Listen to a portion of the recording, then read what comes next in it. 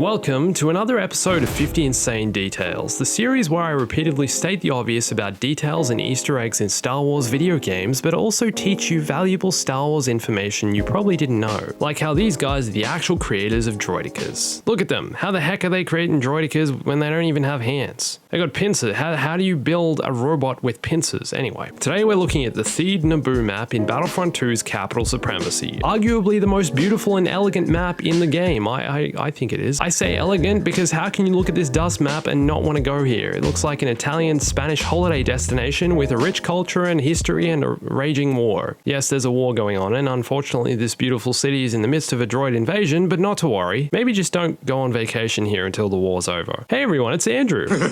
Here's 50 insane details on Theed Naboo. Capital Supremacy on Naboo takes place after the Galactic Assault battle on Naboo, and there are some parts of the map that are clearly left over destruction from the ongoing battle. For example, the rubble at the front of the palace still remains, which is the palace entrance foundations destroyed by the MTT in Galactic Assault. Damn MTT destroying this beautiful, beautiful palace. However, in this game mode, the palace itself is out of bounds, and you can no longer go inside like in Galactic Assault. There are also no more people and citizens running from the streets and across the river as can be seen in the other game mode. The city appears to have been evacuated. Not sure if you remember this, but in Galactic Assault, all the citizens seem to be short-distance Olympic sprinters based on the speed they can run. Look at them go! Around the city of Theed are statues of past Naboo philosophers who are said to have made such an impact on the formation of the city and its culture that these statues were constructed in their memory. These statues are different to the Naboo elders statues seen in the Naboo forest and close to the Gungans' homeworld. These dog-horse looking statues up here, I'm going to take a guess and say are the Gwalar, who are the creatures used to pull Padme's casket at her funeral. I could be wrong about this. There are a few other dog-horse-like creatures that exist on Naboo, so it could be one of them. Oh, okay, no, I got it wrong. Turns out these statues are in fact the Gwalara, not Gwalar. It's good to be accurate. They're also native to Naboo. Fun fact, when Queen Amidala wore her Galactic Senate outfit, this one here, her hair was fashioned to resemble the horns of a Gwalara. Not sure I see the resemblance here. One looks like a beautiful horse alien thing, and the other one looks like a weird hairdo. Another fun fact, this Vanilla-class Star Destroyer that takes on General Grievous's invisible hand in this Pirates of the Caribbean style moment was named the Gwalara, after the creature on Naboo that we were just talking about. These statues up here are holding a ball similar to the one Queen Amidala hands to Boss Nass as a peace offering. I just looked it up and it's actually called the Globe of Peace. Theed's architecture and city plan is based on the design of Venice and other parts of Italy and Seville, Spain, as has been depicted here in this beautiful Capital Supremacy map. What an incredible design. Probably my favorite map, honestly. This one is beautiful. Theed also features columns inspired by ancient Greek architecture. The city is basically a combination of European, Mediterranean street design and buildings. There are many flower beds and varieties of flora lining the streets of Theed, used as decorations similar to those in Seville, Spain and towns of Italy. Flocks of small white birds populate the streets and skies of Theed and can be startled with droidica jumps, running, or any other sudden movements. Similar to regular birds, Theed birds are also scared by jumping humans, foot-stomping humans, and droids, it seems. I may or may not have a bird phobia. Why that's relevant, I don't know, but I'm going to tell you because it seemed appropriate. Now I'm going to show you an intro to one of my old videos which appropriately highlights one of the insane details on this list. You'll get the gist. Let me bring to your attention an item of interest that we gathered from our time spent on the streets of Theed Naboo. Leaves.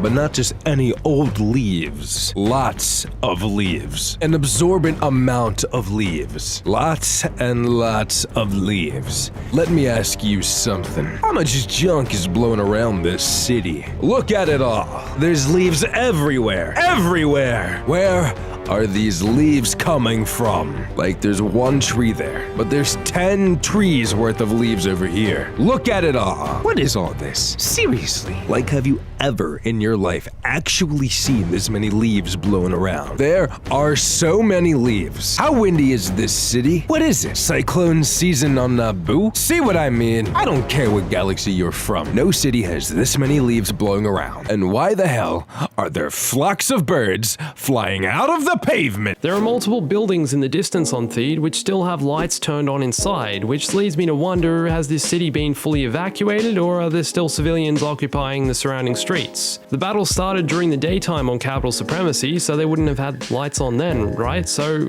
are there still people inside, or are the lights on a timer and set to come on at dusk every day? I feel like I'm really nailing the important details of this map, you know? It's good to wonder about these things. In the sky flying overhead is an aerial battle featuring vulture droids, ARC-170s, and I didn't spot them at first, but I'm so glad they're here, N1 Naboo starfighters, my favorite aerial vehicle in all of Star Wars. Love these things, man. They've got the yellow paint job. Amazing vehicle. Look how sleek they look, man. In the middle of the archways in the center of the map is an art relief. For those of you who didn't study art at school and don't know what a relief is, it's a sculptural technique where the sculpted elements remain attached to a solid background. It's like a wall. Basically a sculpture in the wall. Another notable relief you guys might remember in the Star Wars galaxy is the relief seen in Palpatine's office on Coruscant, depicting the clash of the light and dark side among other beasts. That's the Legends explanation of the relief anyway, for all you deep Star Wars detail lovers. Alright, let's talk command post locations. One is located in the middle of a fruit and veg market with different fruit and veg stalls. Turns out they have eggplant on Naboo. I love eggplant. For you guys in the UK, eggplant and aubergine are the same thing. It's an aubergine. It's an eggplant, you know, potato, tomato, that kind, yeah. Another command post is set between two gazebos in a garden area. It looks very calming here. I love it. I just freaking love this planet, man. It's amazing. Another is next to this fancy building on the river side of the map. These floodlights at the command post remind me of the Elgato key light. This video is not sponsored by Elgato in any way, although I did use an Elgato capture card to record this footage. I'm failing to see how any of this is relevant. I'm sorry for wasting your time. Another command post for the Republic. That's a little old school Battlefront reference there. Again, sorry for wasting your time. Another command post is set in amongst cargo and ammo crates on the riverside. There's a high concentration of destroyed droids on the ground here. Seems like there was a bit of a droid massacre that happened. And another command post is located close to the droid spawn point, next to some destroyed AATs. I'm gonna have a water break. Hang on 1 second.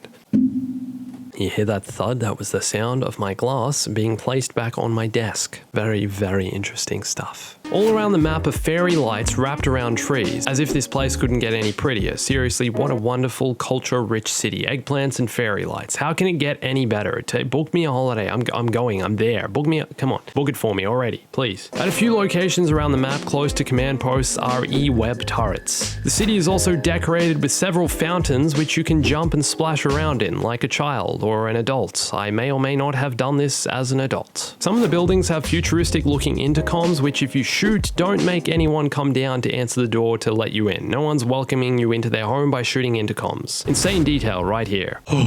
Here's a battle droid lying down against an overturned bench. He looks like he's had a long day. Unlike in Galactic Assault, there's no MTT or even a destroyed MTT around the map, which makes me wonder what happened to the one invading during Galactic Assault. Perhaps it was removed by the droids or destroyed by the clones and also removed. There's also no MTT at the back of the map, which deployed the battle droids during Galactic Assault, who are also missing from this map, along with the clones that were taken hostage in Galactic Assault. Perhaps they've been taken up to the capital ship or have rejoined the battle. Hopefully the latter. Hopefully they're not these dead bodies on the ground. I'm really hoping. Instead, at the back of the map here are just lots of destroyed droids lying all over the street. It's cool if the droids are destroyed, but if the clone, it's a bit different, you know? Do droid lives really matter? It's been like a recurring theme in the past few videos. Like, do droids have a soul? Are droids expendable? Are clones expendable? Does clones have a soul? Alright, let's talk even more about what's been destroyed around this map. Talk about all the destruction to this beautiful city that I hope to one day visit when it's not so destroyed. First up, there are multiple destroyed AATs. Destroyed ATTEs. Didn't know these things ever even made an appearance on Naboo. There's at least one destroyed TX-130. There are dead clone troopers lying all around the battle, who are potentially left from the first invasion during Galactic Assault. It's also notable they're Phase 2 clone troopers, and I'm really hoping they're not the ones from the start of the battle on Theed, the ones that were taken hostage and they've been slaughtered. I really hope that's not the case. I really hope that that type of thing doesn't happen in the Star Wars universe in war, you know? That'd be terrible. If you go to the river side of the map, you'll see an island with a Naboo philosopher holding the globe of peace in the air. Another one holding this thing. This island looks similar to the Varakino Lake retreat where Padme somehow falls in love with Anakin and kisses him after he drops the most fantastic line of dialogue in the entire Star Wars universe. I don't like sand. No wonder she fell for him. I don't see how she didn't fall for him